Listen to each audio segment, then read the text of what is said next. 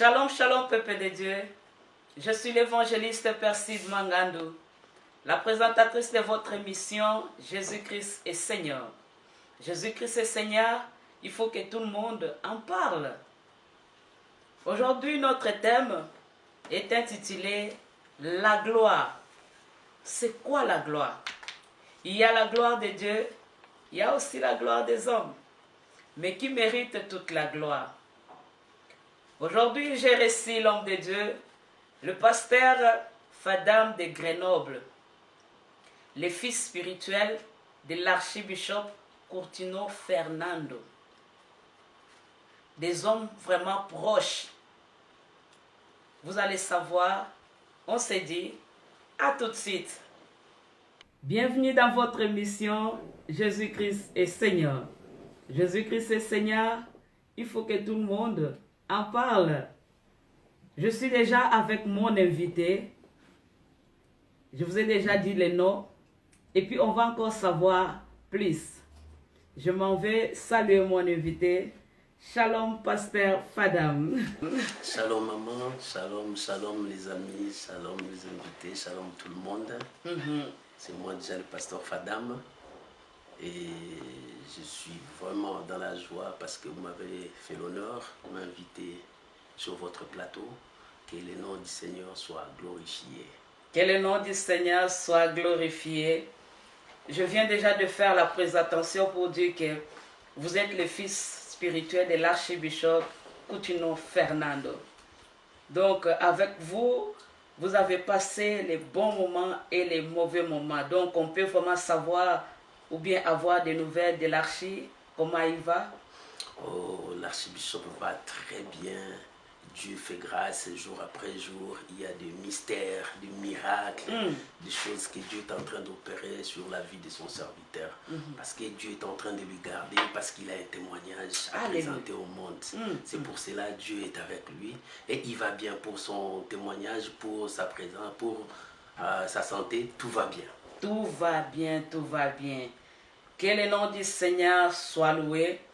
Nous sommes vraiment contents de vous recevoir sur notre plateau Jésus-Christ est Seigneur. Là, nous parlons que de Dieu. Nous développons des thèmes pour que les enfants de Dieu soient vraiment éclairés. Aujourd'hui, notre thème est intitulé La gloire. Pasteur, quand on parle de la gloire déjà, qu'est-ce que vous pouvez dire au peuple de Dieu? Nous pouvons déjà commencer notre programme. Alléluia. Je suis content, la gloire. Tout le monde aime la gloire. Moi aussi, j'aime la gloire. La gloire, c'est une bonne chose. Mais la gloire, c'est quoi? Les intellectuels ont défini la gloire comme une renommée due à un grand mérite. Moi, j'ai dit la gloire, c'est une renommée incontestée. C'est pour cela qu'on dit il y a la gloire de Dieu, il y a aussi la gloire des hommes. La gloire, c'est aussi un hommage dû je peux dire comment, un hommage qui est mêlé à une affection, admiration.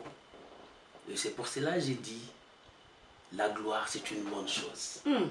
La gloire, moi je veux parler de la gloire selon la Bible. Alléluia.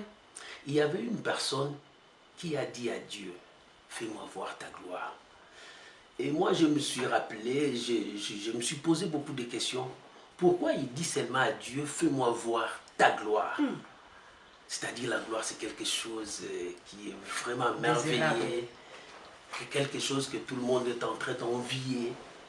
Mais cet homme, c'est Moïse, c'est dans Exode 33, 18, il dit, fais-moi voir ta gloire.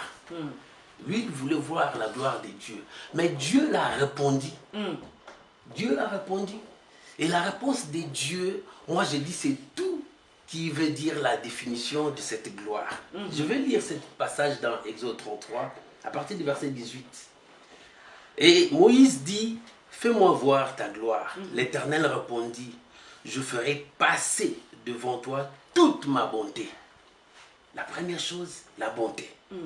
Et la deuxième chose, il dit, je proclamerai devant toi les noms de l'Éternel. Ça, c'est la deuxième chose. Et la troisième chose, il dit, je fais grâce à qui je fais grâce. Et la quatrième chose, Dieu a dit, je fais miséricorde à qui je fais miséricorde. Moïse a demandé à Dieu, fais-moi voir ta gloire. Mais Dieu lui a répondu par 4 points. Il dit la bonté. C'est pour cela que j'ai dit la gloire c'est une bonne chose, il faut envier la gloire. Mais la gloire sans Dieu n'est qu'une vanité. Il y a la gloire des hommes et il y a aussi la gloire des dieux.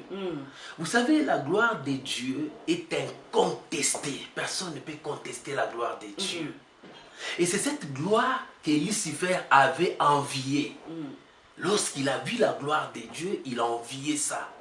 Il a dit, moi aussi je serai comme lui. Je placerai mon trône là-bas. Parce qu'il enviait cette gloire. Il voulait que les gens puissent lui rendre aussi hommage comme il lui rend cet hommage à Dieu. C'est pour cela que j'ai dit, il y a la gloire de l'homme et il y a aussi la gloire de Dieu. Si je peux commencer par la gloire de l'homme pour terminer avec la gloire de Dieu. Très important. Vous savez, la gloire de l'homme, cette gloire est éphémère. C'est-à-dire cette gloire a une courte durée. Je connais beaucoup de gens dans l'histoire qui ont eu la gloire. Les gens les ont vénérés. Les gens les ont adorés. Mais ces gens-là avaient une courte durée. Parce que la gloire de l'homme n'est qu'éphémère. C'est pour un temps. Et dans ces temps-là, qu'est-ce qui se passe pendant la gloire des hommes? Deuxième point, la gloire des hommes est vanité. Quand j'ai dit vanité, c'est-à-dire cette gloire est liée aux choses matérielles. Quand l'homme a beaucoup d'argent, il dit qu'il a la gloire. Mais cet argent-là va le conduire vers le mal, vers la destruction de sa vie. Vous savez, la gloire de l'homme, aujourd'hui, je prends un exemple. Un homme qu'on a élevé dans la gloire. Cette élévation ne vient pas de Dieu, cette élévation vient des hommes. Et vous verrez derrière cet homme, il va laisser l'amour de l'argent. Vous allez voir, si c'est un homme, les femmes derrière lui.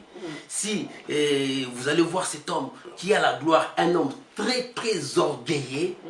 Et il n'attend personne, il se voit comme Dieu. Vous savez, il y avait une personne dans la Bible, c'était Hérode, qui se voyait Dieu parce qu'il était dans la gloire. Alors le jour où les hommes ont élevé cet homme comme Dieu, c'est le jour où Dieu a envoyé un ange le frapper et il était en pourriture. Il y avait des vers qui sortaient dans son corps. Parce que la Bible dit, Dieu ne partage pas sa gloire avec une autre. La chose que Dieu ne veut jamais partager, c'est sa gloire. Et le jour où l'ennemi, le diable, Lucifer a envié cette gloire, Dieu l'a précipité. Dieu l'a chassé. Et il n'a plus cette gloire qu'il avait dans le ciel. Parce que là, il y avait aussi cette gloire. Mais cette gloire n'était pas comparée à la gloire que Dieu avait. La gloire de Dieu est incontestable. Voilà la gloire de l'homme est éphémère. Cette gloire n'est que vanité. Et la gloire de l'homme, cet homme qui a cette gloire, la gloire là l'amène à la destruction parce que cette gloire n'est pas accompagnée avec la main de Dieu. La gloire des hommes n'est pas accompagnée avec la main de Dieu. Quand cette gloire est avec toi, si cette gloire n'est pas accompagnée avec la main de Dieu, ce n'est que vanité. Donc il faut que la gloire soit accompagnée avec la main de Dieu. Oui, maman, la gloire, quand un homme a la gloire dans ce monde, si cette gloire n'est pas accompagnée de la parole de Dieu, de la main de Dieu, de la présence de Dieu, cette gloire n'est que vanité. Cette gloire le conduira à la mort, à la destruction.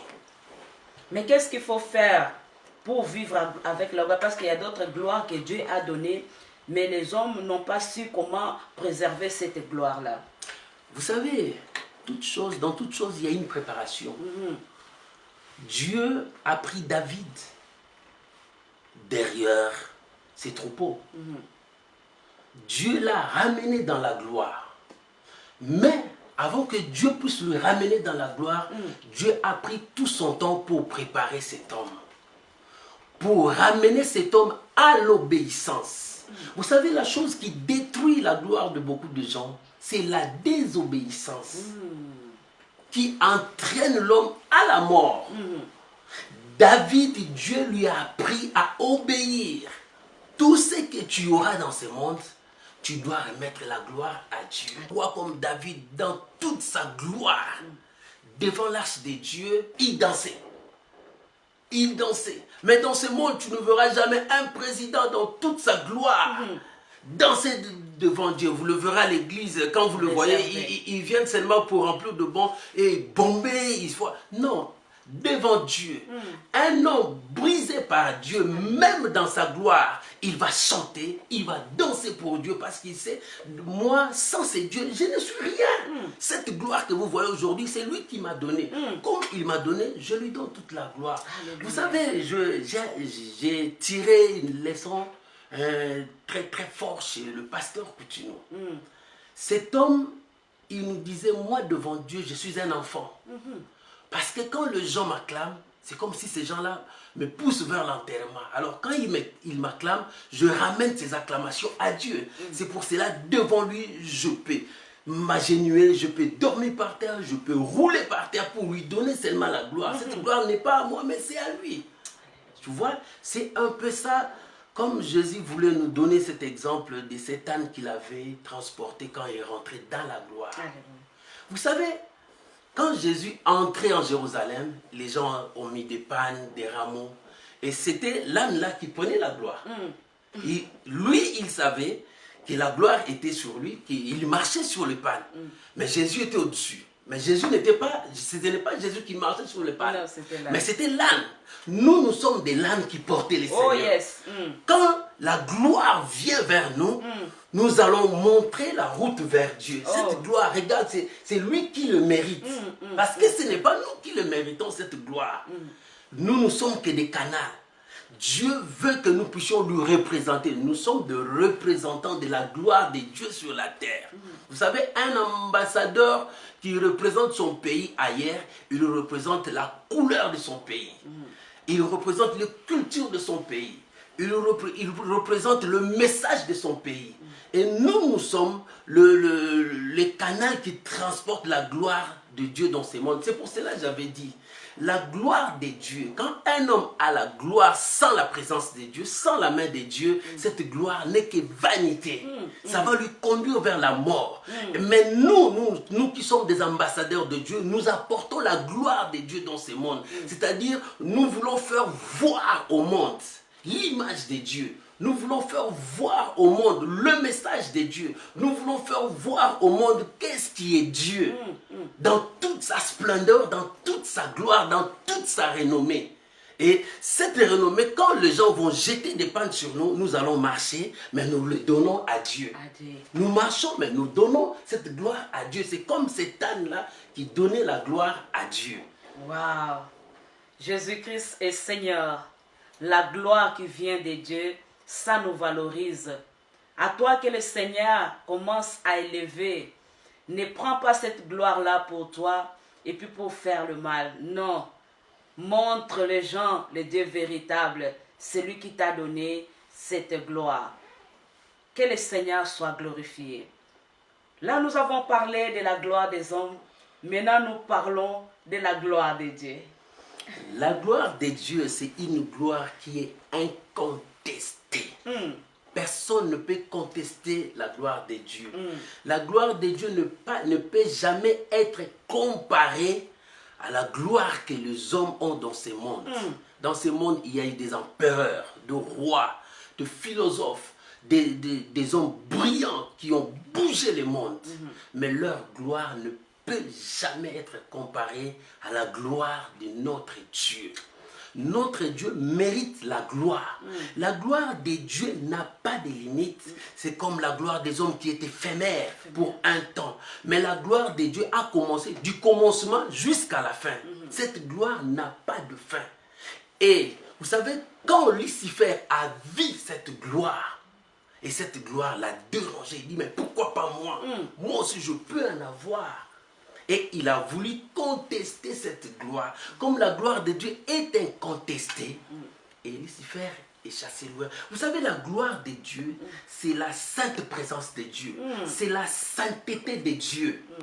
Vous savez, dans la gloire de Dieu, il n'y a que la sainteté. Vous savez, Dieu a dit, c'est le jour où je trouvais l'iniquité à toi, cette pensée qui le rongeait dans le cœur, je veux devenir comme Dieu. Je veux placer aussi mon trône comme Dieu, c'est-à-dire le péché est entré dans lui et Dieu l'a repoussé loin parce que dans sa gloire, c'est la sainteté. Vous savez, quand Moïse a vu la gloire de Dieu, cet arbre où il y avait le feu, mais l'arbre ne se consumait pas, Moïse a dit non, non, non, je veux voir. Dieu lui a dit, cet endroit est saint. Tu ne peux pas approcher. Enlève tes sandales. Parce que cet endroit est saint. La gloire de Dieu, c'est la sainteté même de Dieu. Là où il n'y a pas les péchés. C'est pour cela que j'ai dit, la gloire de Dieu n'est pas la gloire des hommes. L'homme peut avoir la gloire, mais plein de péchés. L'homme peut vivre dans la gloire plein de rancune. L'homme peut vivre dans la gloire, mais rien ne va pas. Vous savez, quelqu'un qui a la gloire, mais regarde-le quand il est seul, il n'est pas à l'aise. Il a des problèmes, il a de peur, il a peur de quelque chose, il cherche encore quelque chose. Mais Dieu, dans sa gloire, il est en repos. Vous savez, la Bible dit, le 24 vieillards s'est prosterné, jeter leur couronne devant celui qui mérite toute la gloire. Le 4 êtres vivants se prosternent devant lui. Et Dieu, dans sa sainteté, il mérite tout ça. Et quand nous les hommes, parce que Jean a vu aussi, il y avait des milliers de milliers qui donnaient la gloire à celui qui les méritait, c'est Dieu. Et cette gloire montait comme de parfum d'une bonne odeur, c'était ce que les hommes donnaient à Dieu. Et c'était la joie, c'était la paix, la tranquillité.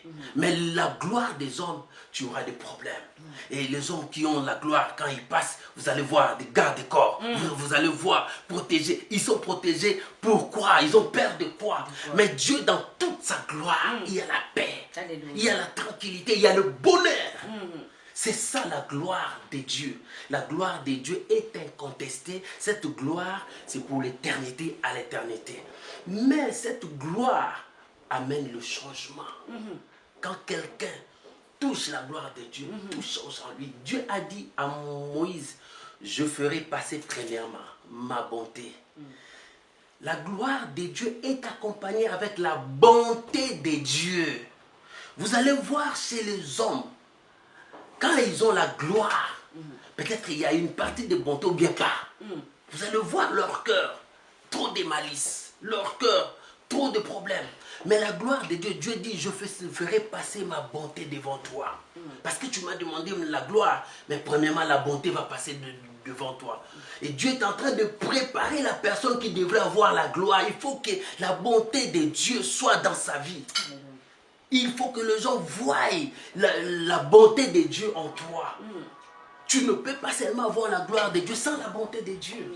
Il faut que les gens voient. Il dit, je ferai passer ma bonté devant toi. Il faut que cette bonté s'accroche à toi pour que tu vives ma gloire. Sans la bonté de Dieu, tu ne vivras pas la gloire de Dieu. Et deuxièmement, il dit, si je fais passer ma bonté, je proclamerai le nom de Dieu. Le nom de Dieu dans ta vie.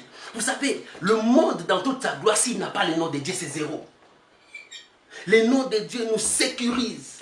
Le nom de Dieu nous protège. Le nom de Dieu nous pousse encore à avancer très très loin. La Bible dit, il y a du salut en aucun autre nom. Il y a du salut en aucun autre nom. Si tu as la gloire de Dieu, il faut que Dieu proclame son nom dans ta vie. C'est-à-dire, tu dois incarner le nom de Dieu en toi, la parole de Dieu en toi. Cette parole qui s'est fait chair doit habiter en toi. Et tu agiras avec la bonté de l'Éternel. C'est pour cela qu'il dit à Moïse, ma bonté passera devant toi. Et je proclamerai le nom de Dieu en toi. Et troisièmement, quand il va proclamer le nom de Dieu en toi, il dit, l'Éternel dit, je fais grâce à qui je fais grâce. Vous savez, celui qui a la gloire de Dieu, il a la grâce de Dieu. Mais la Bible dit, l'apôtre Paul a dit, la grâce de Dieu est source du salut. Elle nous enseigne à renoncer à tout ce qui est mal. Mais toi qui as la gloire, mais tu as le mal en toi. Mais ce n'est pas la gloire de Dieu. Cette gloire te conduira à la mort parce que le mal appelle la mort. Le mal appelle la désobéissance. Le mal appelle la destruction. Or, Dieu a dit à Moïse, je fais grâce à qui je veux. Comme tu m'as demandé de voir ma gloire, il faut que la grâce habite en toi. Quand la grâce est avec toi, c'est la sainteté de Dieu. Cette grâce t'enseigne tout ce qui est péché. Parce que cette grâce va t'enseigner, ça c'est mal. Ça c'est mal, ça c'est mal. Dans la gloire de Dieu, il faut la sainteté de Dieu puisse habiter en toi. Voilà ce que Dieu a répondu à Moïse. Et quatrièmement, dans la gloire de Dieu, Dieu a dit à Moïse, je fais miséricorde à qui je fais miséricorde. Vous savez, vous allez voir les gens de ce monde dans toute leur gloire. Ils sont sans pitié. Ils n'ont pas un cœur. Mais Dieu, dans son amour, dans sa gloire, il a un cœur. L'homme a péché. Dieu est venu encore chercher l'homme. Il dit, tu es où? Tu es où? Où es-tu? L'homme dit, je suis là. Je te vis, mais je me suis caché parce que je suis né. Dieu a dit, qui t'a appris que tu es né? Parce que moi, dans ma gloire, je ne t'ai jamais enseigné cela. Ces verbes viennent d'où? Tu as trouvé ça dans quel dictionnaire? Dans ma dictionnaire, il n'y en a pas. Voilà comment est-ce que Dieu est miséricorde. Il est venu chercher l'homme. Dieu est venu chercher l'homme. Comme l'homme était têtu, il a fui. Mais Dieu, dans son amour, il a pris la forme humaine. Il est venu, c'est pour cela que la Bible dit, il est venu chez les siens. Chez les siens. Mais les siens ne l'ont pas reçu. Parce que l'homme est toujours têtu. Mais dans la gloire de Dieu, il y a la miséricorde de Dieu. Il y a la compassion de Dieu. Si tu as la gloire de ce monde, cherche la compassion de Dieu. Si réellement cette gloire vient de Dieu, tu dois avoir un cœur pour aimer, un cœur pour pardonner, un cœur pour soutenir, un cœur pour relever celui qui est tombé. Ne sois pas là pour condamner. La gloire que Dieu t'a donnée, c'est pour aller vers cet homme qui tombe. La gloire que Dieu t'a donnée, c'est pour aller embrasser celui qui pleure. La gloire que Dieu t'a donnée, c'est pour aller consoler. Voilà, quand tu as la gloire de Dieu. Jésus a dit, c'est Ésaïe qui a commencé à prophétiser cela. L'Esprit du Seigneur est sur moi. Il m'a oint. Quand l'Esprit de Dieu t'a oint, tu as la gloire de Dieu sur toi. Il m'a oint. Il m'a oint, non, c'est pas pour vantariser avec ça. Il m'a oint, non pas pour que les gens puissent me voir, c'est moi qui fais ça. Non, il m'a oint pour une mission. Aller, sauver, libérer, guérir, transformer de vie. Le problème qui est dans l'homme, l'homme ne veut pas la transformation. Quand la gloire vient sur lui, au lieu que l'homme soit transformé de l'image de Dieu, il est déformé, il devient un homme méchant, sadique, sans cœur. Et il fait tout ce qu'il veut, il ne craint pas même Dieu. Il ne craint pas même Dieu, ni pour adorer Dieu. Voilà, quand un homme a la gloire de Dieu, Dieu dit, je passerai ma bonté devant toi. C'est la préparation. Il le prépare. Il le fait passer la bonté. Quand il le fait passer la bonté devant lui, il proclame son nom dans sa vie. Quand il proclame son nom dans sa vie, Dieu est en train maintenant de préparer la personne. Il dit, comme je prépare mon nom, je te donne un cœur. Un cœur, quand ce cœur-là sera avec toi, tu seras comment pardonner. Et la grâce de Dieu viendra habiter, ça sera une habitation en toi, tu deviendras l'adresse de Dieu. Tout le monde pour voir Dieu, il passera par toi parce qu'il voit la gloire de Dieu en toi. Vous savez, quand Moïse était passé dans la présence de Dieu, quand il rentrait vers les siens, les gens avaient peur de regarder le visage de Moïse parce qu'il rayonnait. Non, parce qu'il a vu la gloire de Dieu. Cette gloire était dans sa vie. Et comme la gloire était dans sa vie, les gens qui ne pouvaient pas le voir parce qu'ils n'arrivaient pas à supporter la gloire de Dieu. Vous savez, la gloire de Dieu, on n'arrive pas à le supporter si tu n'es pas encore préparé. C'est pour cela que Dieu a dit à Moïse, je passerai ma bonté devant toi, je proclamerai mon nom devant toi et je ferai grâce dans ta vie. Et après ma grâce, je te donnerai un cœur, c'est-à-dire tu auras un cœur pour soutenir les faibles. La compassion de Dieu, miséricorde de Dieu. Gloire soit rendue à Dieu, sois béni, pasteur. Vraiment, nous sommes bénis, nous sommes bénis. Là maintenant, quand Dieu dit que je fais grâce à qui je vais, donc il y a plusieurs quand même dimensions de gloire. Il y a d'autres personnes qui ont la gloire dans son pays, dans son quartier, mais est-ce que c'est normal qu'un enfant de Dieu puisse envier la gloire qui est dans l'autre? Dieu fait grâce à qui il veut. Vous savez, dans la vie chrétienne, il y a la complémentarité. Amen. C'est comme les 5 doigts. Dans ces 5 doigts, tous les doigts n'ont pas la même dimension. Vous savez, Dieu, dans son choix, il a dit, il a appelé les apôtres, il a appelé les évangélistes, il a appelé les docteurs, les enseignants, il a appelé chacun de nous. Mais ce n'est pas parce que je suis évangéliste et je dois envier le prophète. Non, ce n'est pas ma mission. C'est sa mission à lui. Et Dieu, quand il fait grâce à qui il veut, il te confie la charge de faire ce que Dieu t'a dit. Vous savez, Dieu a dit à Moïse, tu feras selon le modèle que moi je te montrais. C'est-à-dire, n'écarte ni à gauche ni à droite. C'est-à-dire, contente-toi de ce qui est en toi. La mission que Dieu m'a donnée, il n'y aura pas une autre personne qui viendra accomplir cela. Mais cette mission, c'est moi. Quand Dieu fait grâce à qui il veut, nous pouvons être dans la famille 5, mais l'un de nous, Dieu l'a choisi, il a donné donc peut-être fonction du président, ministre.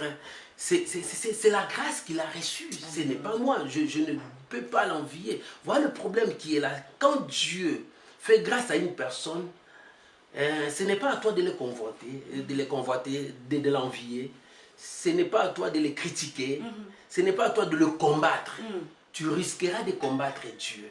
Toi, ton problème, c'est de soutenir ton frère de la mission, de la tâche que Dieu lui a donnée. Et la grâce que Dieu lui a donnée, quand tu soutiens la grâce, cette grâce te bénira aussi. Parce que la grâce là, ce n'est pas la personne, c'est Dieu. Dieu voit que tu soutiens ce qu'il a mis dans la vie de ton frère et Dieu te soutiendra aussi. Mais quand tu combats ton frère parce qu'il a reçu une grâce, tu ne combats pas ton frère, mais tu combats Dieu. C'est lui qui lui a confié cette mission, tu lui combats. Voyez le problème qui est là. C'est ça. Aujourd'hui, nous voyons beaucoup de gens, lorsqu'ils ont aussi cette gloire-là, là, au 4e point, on dit qu'il fait miséricorde à qui il veut. Mais des fois, les hommes qui sont élevés, ils deviennent un peu méfiants. Ils n'ont pas encore... qu'est-ce que je peux dire? Donc tout est devenu avoir peur, non parce que moi je suis comme ça, je ne peux pas m'approcher de l'autre, sinon ils oublient que c'est la gloire de Dieu. Lorsque Dieu donne la gloire, et puis lui-même il est là aussi pour te protéger.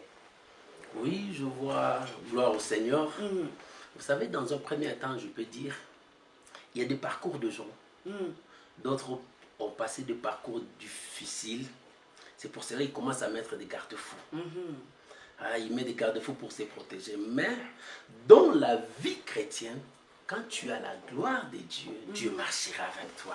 Il a dit à Moïse, je marcherai moi-même avec toi. Quand Dieu marche avec toi, il est là pour te défendre, pour te soutenir, pour marcher avec toi, pour que la gloire qui est sur toi, et cette gloire ne soit pas bannie. Vous voyez, quand maintenant l'homme commence à avoir peur, demande-lui d'où vient cette gloire. D'où vient cette gloire? Quand tu as la gloire de Dieu, la sainteté de Dieu habitera en toi. Quand le mal va venir, la sainteté combattra cette mal. Et vous voyez maintenant, c'est Dieu qui va combattre le mal de ne pas s'approcher à toi. C'est pour cela, quand tu as la gloire de Dieu, marche avec Dieu dans la crainte, dans la soumission, dans l'obéissance de sa parole. Et Dieu, c'est lui qui fait miséricorde. À qui fait miséricorde, il marchera avec toi. Amen, amen, amen. Pasteur, souvent dans nos prières, nous demandons, Seigneur, nous voulons voir ta gloire. Est-ce qu'on fait ça seulement parce que c'était la prière que Moïse a fait? Ou bien qu'est-ce que vous pouvez éclaircir au peuple de Dieu qu'à chaque fois quand on fait cette prière-là, on s'entend à quoi? Seigneur, je veux voir ta gloire. Faites descendre ta gloire dans ma maison, dans notre église. Cette prière-là, qu'est-ce que ça veut vraiment dire? Nous le faisons à tout moment. Seigneur, fais-moi voir ta gloire. Seigneur, je veux voir ta gloire. La gloire de Dieu n'est pas que quelque chose de facile. C'est pour cela que j'avais dit, Dieu, pour faire passer sa gloire, il doit préparer la personne. Quand je dis, Seigneur, fais-moi voir ta gloire, je veux voir ta gloire dans l'église de Dieu. C'est-à-dire, les gens qui font cette prière, ils disent que Seigneur, nous avons besoin de ta présence. Alléluia. Il dit, Seigneur, nous voulons que ta présence marche avec nous, que ta présence descende à l'église.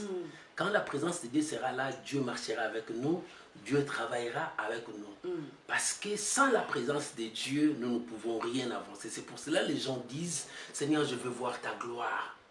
La gloire de Dieu sur tout le point. Peut-être la gloire de Dieu dans ton ministère, peut-être la gloire de Dieu dans ta vie, peut-être la gloire de Dieu dans ta santé. Et quand Dieu marche avec toi, il y a le miracle, il y a le changement, il y a la transformation. C'est pour cela que beaucoup de gens disent, Seigneur, fais-moi voir ta gloire. Fais-moi voir ta gloire. Il veut voir la main de Dieu, il veut voir le miracle de Dieu, il veut voir le changement de Dieu, il veut voir quelque chose de nouveau dans sa vie. Alléluia. C'est ce que les gens demandent dans leur vie. Mais Moïse, quand il a fait cet appel à Dieu, il voulait voir des grandes choses. Parce qu'il conduisait un peuple difficile et il conduisait un peuple nombreux. Il dit, donc, moi-même, je ne peux pas. Seigneur, fais-moi voir ta gloire. Quand tu me feras voir ta gloire, je dirigerai ce peuple avec sagesse, avec intelligence. Je dirigerai ce peuple selon la droiture de ta parole et selon la lumière de ta parole. C'est ce que Moïse a demandé. Mais quant à nous, quand nous disons, Seigneur, je veux voir ta gloire, les gens demandent voir la présence de Dieu, marcher avec lui, la lumière de Dieu pour éclairer son chemin, sa vie, son ministère, ou bien comment. Mais la gloire de Dieu, c'est une renommée incontestée. Vraiment que le Seigneur soit loué. La gloire des hommes est éphémère. La gloire de Dieu est incontestée. Que le Seigneur soit loué. J'espère, vous qui nous suivez, vous êtes aussi édifiés comme moi. Nous sommes presque à la fin de notre programme. Pasteur, un mot de la fin pour cette émission. J'espère que ce n'est pas la fin parce qu'on aura encore beaucoup de choses à parler. Tout pour la gloire de Dieu. Amen, amen, amen. Tout pour la gloire de Dieu. Un mot de la fin, je parlerai comme Moïse, fais-moi voir ta gloire. Vous savez, la gloire de Dieu, c'est ce que je viens de dire. Pour nous, quand nous prions à Dieu, fais-moi voir ta gloire, nous signifions que Seigneur, je veux ta présence. Que ta présence marche avec moi, que ta présence illumine mes yeux, que ta présence puisse éclairer mon chemin, que ta présence puisse m'aider à m'éloigner du mal, que ta présence puisse m'aider à faire ce que Dieu sera content et ta présence m'amènera à l'obéissance de ta parole. Vous savez, la Bible dit la désobéissance entraîne la mort, mais l'obéissance amène l'homme à la perfection. Nous devons obéir à Dieu, à sa parole. Quand nous marchons dans l'obéissance, la présence de Dieu vient sur nous. Mais quand nous sommes désobéissants, nous éloignons de la présence de Dieu. C'est l'homme qui s'éloigne de Dieu, mais Dieu ne s'éloigne pas de nous. Dieu est toujours là. Mais lorsque nous faisons du mal, nous éloignons de la gloire de Dieu parce que la gloire de Dieu est sainte. Et la sainteté-là ne peut jamais être cohabitée par le mal. Alors lorsque nous faisons le mal, nous éloignons de la gloire de Dieu. Nous éloignons de la sainteté de Dieu. C'est-à-dire nous fuyons comme Adam. Il a fui, il s'est caché loin de Dieu. Mais Dieu ne s'éloigne pas de nous. Parce que dans sa gloire, il est compatissant, il est miséricordieux. Il nous cherche à tout moment parce qu'il a un plan merveilleux pour nous. Mon bien-aimé, mon frère, ma soeur, cherche la gloire de Dieu dans ta vie. C'est-à-dire, je peux dire, cherche la présence de Dieu. Cherche la présence de Dieu dans toutes choses. Pour ton avenir, pour la réussite, cherche la présence de Dieu. Sans la présence de Dieu, tu es nul. Sans la présence de Dieu, tu ne vaux rien. Mais il te faut la présence de Dieu. Si tu n'as pas encore fait l'expérience avec Dieu, c'est le moment pour toi de chercher Dieu. C'est le moment pour toi de revenir à Dieu. Tout est vanité dans ce monde. La gloire sans Dieu est vanité dans ce monde, est éphémère. Mais dans ce monde, si tu veux vivre une vie heureuse, viens à Dieu, viens à Jésus-Christ. C'est lui qui veut ton bonheur. Amen. Que Dieu vous bénisse. Que Dieu vous bénisse. Nous vous disons vraiment merci, pasteur, d'avoir accepté notre invitation. Nos salutations à toute la famille là-bas à Grenoble. Merci beaucoup. Que le Seigneur vous bénisse. Nous sommes à la fin de notre émission. Jésus-Christ est Seigneur. Jésus-Christ est Seigneur. Il faut que tout le monde en parle. Désire la gloire de Dieu. Lorsque la gloire de Dieu est sur toi, continue toujours à l'adorer. Sois humble. Ne cherche pas aussi que les hommes puissent t'élever. Vraiment, désire la gloire de Dieu. Il y a la gloire de l'homme et la gloire de Dieu. La gloire de l'homme est éphémère. La gloire de Dieu, de l'éternité à l'éternité, il reste le même. Il ne change pas. Que le Seigneur vous bénisse. Et puis on se dit à très bientôt.